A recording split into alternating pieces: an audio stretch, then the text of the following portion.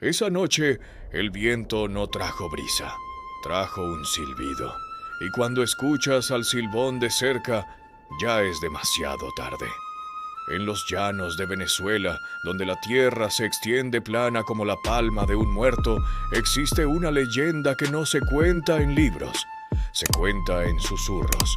Se transmite de abuelo a nieto antes de dormir, como una advertencia, como una plegaria.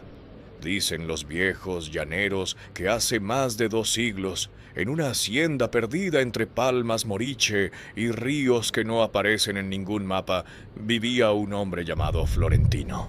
Rico, orgulloso, con más tierras que bondad. Y un hijo que lo era todo, y que lo perdió todo en una sola noche. El muchacho no tenía nombre que valiera la pena recordar. Solo tenía hambre. Un hambre que su padre nunca entendió. Y en esa hacienda donde sobraba el ganado y faltaba el amor, el muchacho fue a buscar su destino en el peor lugar posible, en la ira de su propia sangre. El muchacho mató a su padre esa noche. Lo mató y le sacó las tripas y las guardó en un costal. No fue un arrebato, fue una decisión. El hijo había pedido carne para comer. El padre le había dicho que primero tenía que cazar. Y el muchacho, en un instante de rabia ciega, tomó el machete que colgaba en la pared de la cocina y lo usó, no contra el ganado. Los registros de los cronistas llaneros del siglo XIX mencionan este crimen como el más monstruoso de los llanos. No por su violencia sola, sino por lo que vino después. El muchacho tomó los huesos del padre destripado, los metió en un costal de cuero y huyó al monte, cargándolos a sus espaldas, como si los necesitara, como si la culpa fuera un peso que debía cargar en vida, o como si algo, en lo más oscuro de su mente rota, ya supiera lo que venía. El traqueteo de esos huesos en el costal se convirtió en el primer sonido del horror. Y todavía se escucha, en noches sin luna, en caminos que nadie debería transitar solo. Lo encontraron 3 días después. El abuelo lo esperaba, y lo que le hizo fue peor que la muerte. Según la tradición oral venezolana recopilada por el etnólogo Oldman Botello, el padre del asesino tenía un padre también, un hombre aún más viejo, aún más severo, un llanero de nombre Germán que conocía las leyes de la tierra y las leyes del más allá. Y cuando le trajeron a su nieto atado y humillado, no lloró, no gritó, se limitó a mirarlo con unos ojos negros como pozos secos. Lo que sembraste, lo cargarás para siempre, dicen que dijo. Y acto seguido le propinó al muchacho una zurra feroz con un látigo untado de ají picante. Le restregó sal en las heridas y finalmente lo soltó al monte. No para que huyera, para que sufriera, para que vagara. Pero el abuelo fue más allá. Invocó algo. Los viejos curanderos del llano saben de pactos que no se pronuncian en voz alta. El muchacho fue maldecido a vagar eternamente por los llanos, cargando los huesos de su padre, condenado a nunca descansar, a nunca llegar a ningún lugar, a silbar para siempre en la oscuridad. Aprende esto bien. Si escuchas el silbido lejos, está cerca. Si lo escuchas cerca, ya te tiene. El silbón tiene una característica que los etnólogos han documentado en testimonios de más de 100 años. Su silbido funciona al revés.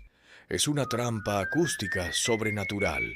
Cuando escuchas esa melodía aguda, casi musical, casi humana resonando desde muy lejos, el silbón está a metros de ti. Puedes sentir su aliento frío en la nuca. Pero cuando ese silbido se escucha cerca, abrumador, ensordecedor, significa que todavía tienes tiempo de correr. El sonido se invierte como su naturaleza. Es un ser del revés, un alma al revés, una justicia al revés. Se lo describe siempre como una figura delgadísima, imposiblemente alta, entre 2 y 4 metros, vestido de blanco roto, con un sombrero llanero caído sobre una cara que nadie que la haya visto completamente ha podido describir después, porque los que lo ven de frente no suelen quedarse para contarlo. Carga el costal de huesos sobre un hombro y silba, siempre silba, una melodía que reconocerás porque te pondrá los pelos de punta, aunque nunca la hayas escuchado antes. Tu cuerpo la recuerda, tu sangre la conoce. El silbón no caza a cualquiera, te elige, y si te eligió, ninguna oración te alcanza. Según la tradición llanera documentada por investigadores como Isabel Laretz y Luis Felipe Ramón y Rivera, el silbón tiene preferencias. Busca a los borrachos que van solos de noche. Busca a los hombres violentos. Busca a los que maltratan a su familia. Es, en cierto modo, una justicia oscura. Un castigo que los hombres malos merecen, aunque el que lo ejecuta sea él mismo un condenado. Algunos testimonios recogidos en los estados Barinas, Apure y Portuguesa hablan de hombres encontrados muertos sin marca visible de violencia, con expresión de terror absoluto, solo con los pies descalzos y llenos de tierra, como si hubieran corrido muchos kilómetros antes de morir. Pero el silbón no solo mata. A veces se sienta en el techo de las casas y cuenta los huesos que lleva en el costal. Si alguien dentro de la casa escucha el conteo y no lo interrumpe, una persona de esa familia morirá antes del amanecer. Si alguien llora, se salvan. Las lágrimas son el único idioma que el silbón todavía recuerda de cuando era humano. No es solo una leyenda. Hay quienes lo han visto, y lo que cuentan no deja dormir. En 1974, el periódico Crítica de Venezuela publicó el testimonio de un hombre llamado Ezequiel Morales, un vaquero del estado Barinas, que afirmaba haber visto al silbón durante 3 noches consecutivas, cada noche más cerca. La primera noche, un silbido lejano y su caballo encabritado. La segunda, la figura blanca cruzando a lo lejos como una sombra demasiado alta. La tercera noche, dice que lo encontró parado frente a su rancho al alba. No tenía cara, declaró Morales. Solo había oscuridad bajo el ala del sombrero y ese costal. El costal se movía solo.